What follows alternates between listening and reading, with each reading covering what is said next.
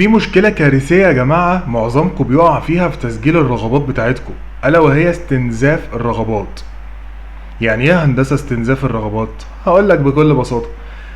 يعني ناس كتير قوي بتبعت لي على الواتساب، بيبعتوا لي ترتيب الرغبات بتاعتهم، فلما بدخل ابص على الترتيب بتاعهم يا جماعة بتصدم. بشوف كوارث في ترتيب الرغبات اللي انتوا بتعملوها. ليه؟ لان انت بتروح لبتاع مكتبة بترتب رغباتك، بتاع المكتبة ما هوش فاهم يعني ايه اصلا رغبات.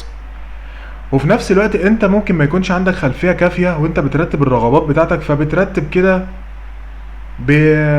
بالامنيات، بالاماني. انا بتمنى ده فشايف ان ده كويس فانا بتمنى ان انا ادخل ده.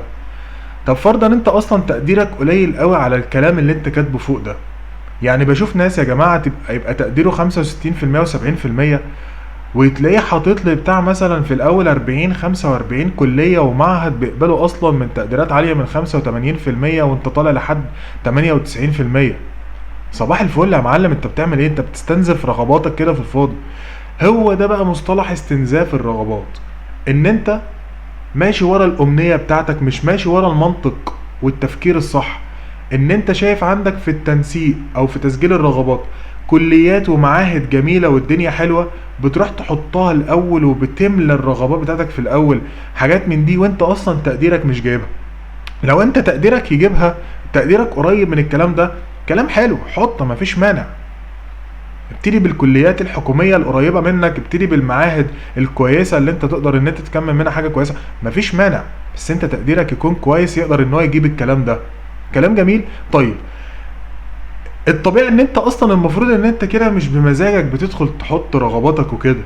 الافضل ليك والبيست اوف ذا بيست بالنسبه للترتيب بتاعك ان انت حضرتك تفتح التنسيق بتاع السنه اللي فاتت جنبك. تفتح تنسيق السنه اللي فاتت علشان تشوف انت تقديرك كام في المية. طب والله تقديري كام في المية، حلو قوي. طب التنسيق السنه اللي فاتت المعهد ده كان بيقبل اقل مني، طب المعهد ده كويس احطه. طب المعهد ده كان بيقبل اعلى مني قوي، طب ماشي احطه برضه، بس انا عارف وعندي قناعه ان انا ايه ممكن ملحقوش. طب الكليه ديت فرق ما بيني وما بينها 10%، هحطها ماشي، بس انا مقتنع من جوايا ان انا بحطها كشكلا بس في الترتيب كده، ايه حاجه كده، حاجه حلوه في الترتيب بتاعي. انما في ناس كتير يا جماعه منكم يبقى جايب 75%، والله العظيم 75%، وتلاقيه حاطط لك كل الكليات التكنولوجيا صناعه والطاقه في الاول، ويقول لي يا هندسه انا امنيه حياتي ان انا ادخل كليه تكنولوجيا صناعه والطاقه ونفسي ربنا يكرمني. حبيبي ماشي تمام، ده امنياتك، بس حاجه في الشبه المستحيل، لا بل تكون ممكن مستحيل اصلا ان انت تدخل حاجه اعلى منك ب 20 25%. يعني بقى صباح الفل. فهنا يا جماعه استنزاف الرغبات ان انت حضرتك افتح تنسيق السنه اللي فاتت. ليه بقى؟ انت عندك فئه معينه في ترتيب الرغباتك، الفئه الاكثر شعبيه، اللي هي المعاهد الاداريه ومعاهد نظم معلومات ومعاهد التسويق الالكتروني والمحاسبه.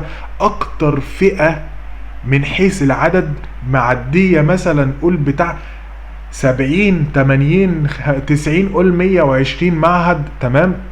من حيث العدد اكتر حاجه، وده اكتر اماكن الناس اصلا بتدخلها، لان التقديرات معظمها واغلبها بتبقى محصوره من 75% ل 80%. ده اكثريه الناس اللي بتجيب تقديرات في الحدود دي، والناس اقل من 70%. فالمعاهد دي بتلم كتير قوي. طيب، لما يكون عندك بتاع 120 130 150 معهد من المعاهد دي، هتحط بناء على ايه؟ هتحط بناء على الاقرب ليك حاجه كويسه، تمام، بس برضو انت عندك الاقرب ليك بتاع 10 معاهد قريبين منك. طب العشر معاهد دول هترتبهم ازاي؟ هترتبهم بناء بقى على تنسيق السنه اللي فاتت. تشوف والله التنسيق ده كان بيقبل من كذا فحطه الاول عشان يبقى ليه الاولويه وما استنزفش رغباتي. طب ده تكلفته كذا، اشوف تكلفته اعلى، طب هو اصلا ليه مستقبل كويس ولا لا. الموضوع يا جماعه مش بشكل عشوائي، الموضوع محتاج فعلا دراسه ومحتاج تركيز. جيم، انت بتعمل جيم ما بينك وما بين التنسيق وما بينك وما بين تسجيل الرغبات. كوارث يا جماعه، كوارث بشوفها في تسجيل رغباتكم. الناس بتحط في بداية ترتيب الرغبات جامعة عمالية علاقات صناعية وجامعة عمالية تكنولوجيا. ايه العبط ده؟ يا جماعة امسحوا الجامعة العمالية دي من حياتكم ومن رغباتكم. الجامعة العمالية من 2016 وهي اصلا اتلغت من الحياة ومبقاش ليها اي ستيم مستقبل.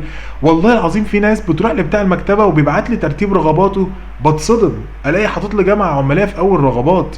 انت كده بتضيع مستقبلك.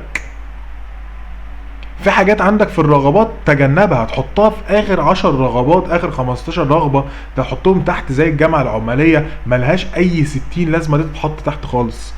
تبتدي ان انت تهتم بالحاجات الكويسه المناسبه للقسم اللي انت كنت فيه، ومناسبه كمان للتقدير بتاعك، ومناسبه كمان للموقع الجغرافي بتاعك. عوامل كتير مشتركه علشان تطلع افضل اول 20 رغبه بالنسبه لك.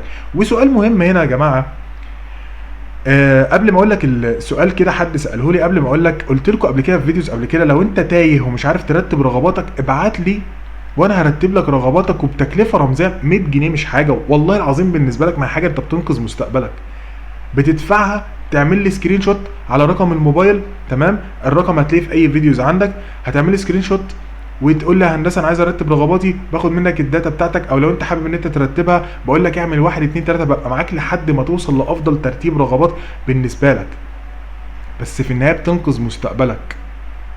بتدفع اشتراك رمزي جدا، انت ممكن تصرفها في 3 دقايق على قهوه، بس بتجبرني ان انا اقعد معاك وسط كم 300 مسج بيجي لي في اليوم. هقعد مع مين ولا اكلم مين ولا ارد على مين ولا اسمع مين، غير لما انت تكون مشترك معايا هبقى مجبر ان انا اقعد اتابع معاك. والناس اللي تابعت معايا الحمد لله بفضل من ربنا، الحمد لله كلهم مبسوطين من ترتيب الرغبات اللي انا عملت لهم، والناس كلها سعيده بترتيب الرغبات الحمد لله فضل من ربنا.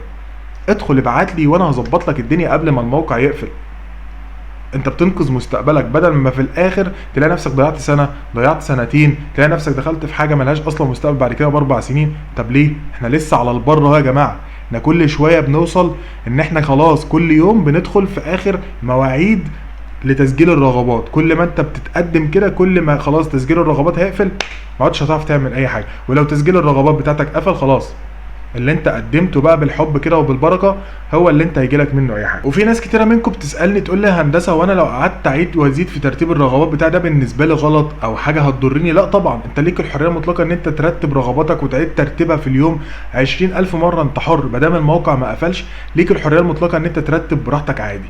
اخر قائمه انت هتعملها والموقع يقفل عليها هي دي القائمه اللي هتعتمد من موقع التنسيق، وهيتم من خلالها ان هو يطلع لك بطاقه الترشيح بتاعتك اللي انت هتكمل فيها المكان اللي هيجي لك. دي نقطه. تاني نقطه، ناس كده بتسالني سؤال يعني هو غريب شويه والله العظيم، يعني بستغربه جدا يا جماعه. يقول لك الناس اللي قدمت وسجلت في الموقع من اول يوم، وفي ناس قعدت يومين 3 من غير ما تسجل وبعد كده سجلت. طب الناس اللي سجلت في الاول دي اللي هتتقبل الاول في الكليات والمعاهد؟ طبيعي لا يا جماعه. يعني لو في واحد راح سجل قبل ما الموقع يقفل بساعه زيه زيك بالظبط لو انت سجلت اول يوم، مش فارقه. ليه؟ لان الموقع بيديك مده معينه لمده 10 ايام 9 ايام تسجل فيها براحتك. اول ما الموقع بيقفل الناس اللي سجلت كلها بيطلع لها بطاقه ترشيح في نفس الميعاد، فكله مع بعض تمام. فاللي سجل اول يوم زي اللي سجل اخر يوم، اللي سجل اول ساعه زي اللي سجل اخر ساعه. المهم ان انت تكون سجلت الرغبات بتاعتك على الموقع واقتنعت جدا بيها، والترتيب بتاعك يكون ترتيب صح، بس كده. وتكون اتاكدت انها اتسجلت على الموقع، خلاص تمام، فل الفل، تمام جدا. الموقع بعد كده مع نفسه يطلع لك ايه؟ بطاقه الترشيح بتاعتك. كلام جميل يا جماعه، كلام جميل. اتمنى ان انتم تكونوا استفدتوا من حلقه النهارده، استفدتوا من الفيديو، يا رب يكون عجبكم. واتمنى لكم ان شاء الله باذن الله التوفيق والخير. اي حد نفسه في حاجه ان شاء الله باذن الله ربنا يحققها له. بس كده يا جماعه، دي كانت حلقه النهارده. لو عجبتك ما تنساش تعمل لايك للحلقه، ولو انت مش مشترك في القناه تنزل تشترك حالا عشان يوصلك جديد اول باول. كان معاكم باشمهندس عبد الرحمن متولي، اشوفكم ان شاء الله على خير في الحلقه اللي جايه. سلام.